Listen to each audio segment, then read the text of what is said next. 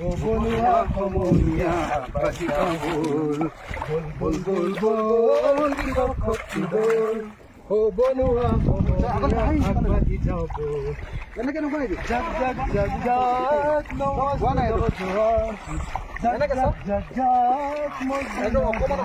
অখিল গগৈদেৱ আহিছে আৰু কি কয় ৰাইজক এই পথাৰৰ পৰা?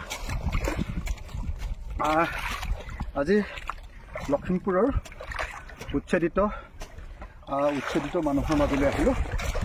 ইয়াতে লখিমপুৰৰ এই অঞ্চলত আমাৰ আহোম মানুহ 19 ঘৰ উচ্ছেদ কৰিলে, 20 ঘৰ খ্ৰীষ্টান মানুহ উচ্ছেদ কৰিলে, গৰীয়া মানুহ 60 ঘৰ উচ্ছেদ কৰিলে আৰু মুছলমান আমাৰ যি মুছলমান বা মিয়া মুছলমান বুলি কয় তেওঁলোকৰ কিমানটা পৰিয়াল 58টা নে কিমান পৰিয়ালক উচ্ছেদ কৰিলে।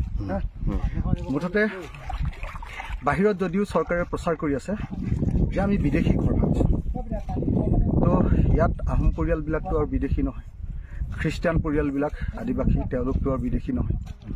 আপোনাৰ গৰীয়া পৰিয়াল একদম কিমান যুগৰ ব্ৰিটিছৰ আগৰ, তেওঁলোকতো আৰু কেতিয়াও বিদেশী সন্দেহ কৰিব পৰাৰ যোগ্যতা নথকা মানুহ। আৰু মিয়া মানুহ তেওঁলোকো বহুত আগতে অহা মানুহ,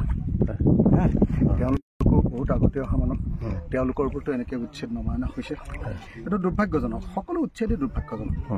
যদি কিবা ডাঙৰ প্ৰজেক্ট হাতিয়াৰ এটা বেলেগ একো নাই, ৰাজনৈতিক হাতিয়াৰ যে মুছলমানৰ ঘৰ ভাঙিলে অসমৰ মানুহে ভাল পাব, তাতে আহোমৰ মানুহৰ ঘৰো পৰি গ'ল, খ্ৰীষ্টানৰ পৰি গ'ল, গৰীয়াৰো পৰি গ'ল, তো গতিকে হুলস্থুলটো বেছি হৈ গ'ল। নহ'লেতো গোটেই মুছলমানৰ ঘৰ ভাঙি শেষ কৰি দিছে। এজন মানুহে এটা পকা ঘৰ গাঁৱত বনাবলৈ 3টা প্ৰজন্ম লাগে, 3টা প্ৰজন্ম 25 3টা প্ৰজন্মই কষ্ট কৰি যেনে তেনে এবাৰত গৈ পকা ঘৰ এটা বনায়। চাকৰি থকা মানুহবিলাকৰ কথা বেলেগ, সেই ঘৰটো যদি এক ৰাতিৰ ভিতৰত ভাঙি দিয়ে কেনেকৈ হ'ব কওক? আজি যিবিলাকে বুজি নাপায়, আজি হিমন্ত বিশ্ব শৰ্মাই খেতি নকৰে, তেওঁ হাল ধৰিবই নাপায়, তেওঁ নিয়মমতে তেওঁ হালত ধৰিব নাপায়, কোনোদিন পথাৰত গৈ পোৱা নাই, কোনোদিন খেতি কৰি পোৱা নাই, কোনোদিন কচু খেতি কৰিব পোৱা নাই, নেমু খেতি কৰি পোৱা নাই, ধান খেতি কৰি পোৱা নাই, অন্য খেতি পোৱা নাই, মুগা পুহি পোৱা নাই। সেই মুগাৰ পোহা ঠাইবিলাক যদি ভাঙি দিয়ে, কচুৱনি যদি ভাঙি দিয়ে, নেমু টেঙা যদি ভাঙি দিয়ে আৰু যদি কঠীয়া ভাঙি দিয়ে, সেইটো কেনেকৈ হ'ব? এই মানে আমাৰ গুণগুণৰ দেউতাক এখেতসকলক যদি মই কওঁ আজিৰ দিনটোত আপুনি চব 4 বিঘা মাটি আছে, সেই 4 বিঘা মাটি খেতি নিজৰ ঘৰত কৰাৰ পাছত বেলেগৰ ঘৰ আঠি ল'লে। আজি তেওঁলোকৰ কঠীয়া তলিখন ভাঙি দিলে, এতিয়া লোকসকলক কঠীয়া আনি ৰুই আছে। এইটো এটা মানৱীয়তা হ'লনে? অসমৰ একদম গৌৰৱান্বিত আহোম পৰিয়াল, যাৰ ঘৰত সদায় মুগা থাকে, যাৰ ঘৰত সদায় তাঁতশাল থাকে, যাৰ ঘৰত সদায় কেঁচেৰু গছ ৰুই থৈছে। এতিয়া হাঁহ মাৰি আমাক ভাত খুৱাব, হাঁহ আৰু কোমোৰা। আহোম মানুহৰ যিটো খাদ্য, অসমীয়া মানুহৰ যিটো খাদ্য, সেই খাদ্যৰে আমি খাম এতিয়া। তো সেই পৰিয়ালটোক যদি এনেকুৱা অত্যাচাৰ কৰে কেনেকৈ মানে?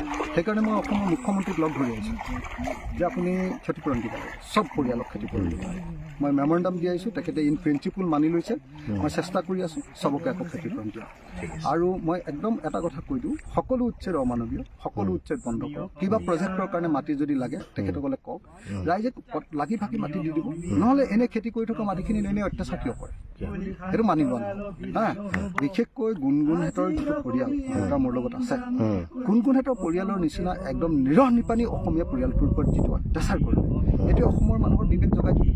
আৰু ভাগ্য ভাল যে গুণগুণৰ নিচিনা এজনী ছোৱালী বা তাইৰ বায়েক আছিলে কাৰণে স্বাভিমানী, সেই স্বাভিমানটো অসমীয়া মানুহখিনি থকাৰ কাৰণে তেওঁলোকে প্ৰতিবাদ কৰিবলৈ সাহস কৰিলে, নহ'লেতো সেইবিলাকে প্ৰতিবাদো কৰিব পৰা নাই। গতিকে এইটো বৰ দুৰ্ভাগ্যজনক। হিমন্ত বিশ্ব শৰ্মাই ৰাজনৈতিক হাতিয়াৰৰূপে মুছলমানৰ ওপৰত ঘৰ ভাঙি দিলে হিন্দু মানুহে ভোট দিব, এই ৰাজনৈতিক হাতিয়াৰ ব্যৱহাৰ কৰিবলৈ যিটো চেষ্টা কৰিছে সেইটো ভুল।